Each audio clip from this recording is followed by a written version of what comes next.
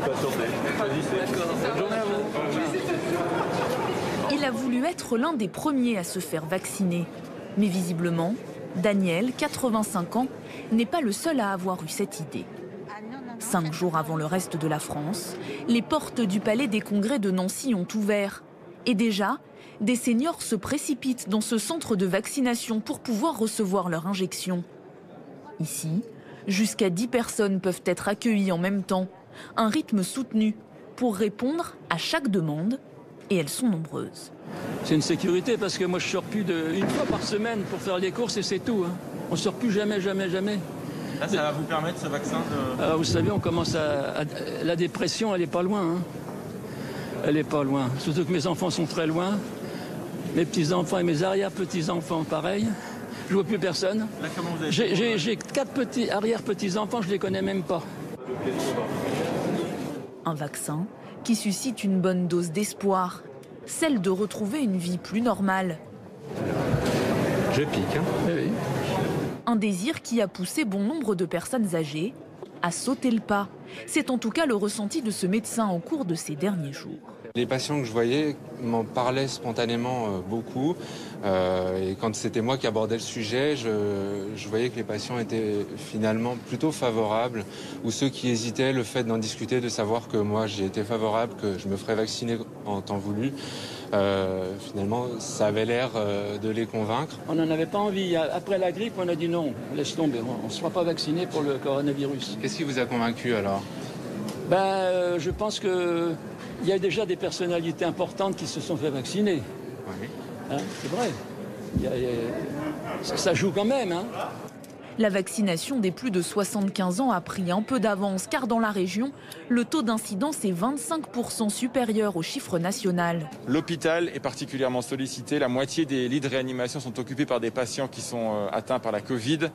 Il y a donc aujourd'hui une attente forte que dans les territoires les plus touchés, les choses aillent plus vite. Une attente, mais surtout un enjeu qui en réalité dans le reste de la France s'est également intensifié.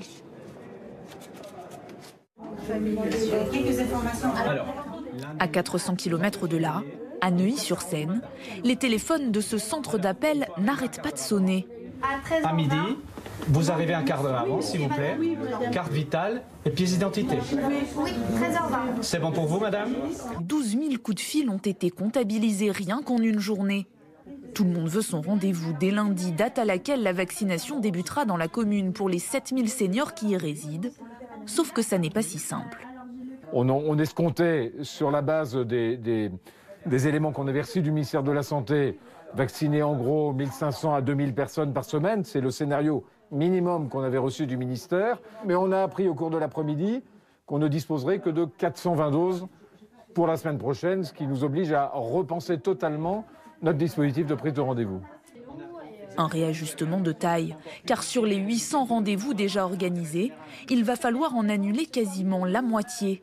On va être obligé de rappeler un certain nombre de personnes qui avaient pris rendez-vous sur la première et la deuxième semaine pour leur recaler des rendez-vous dans les semaines à venir.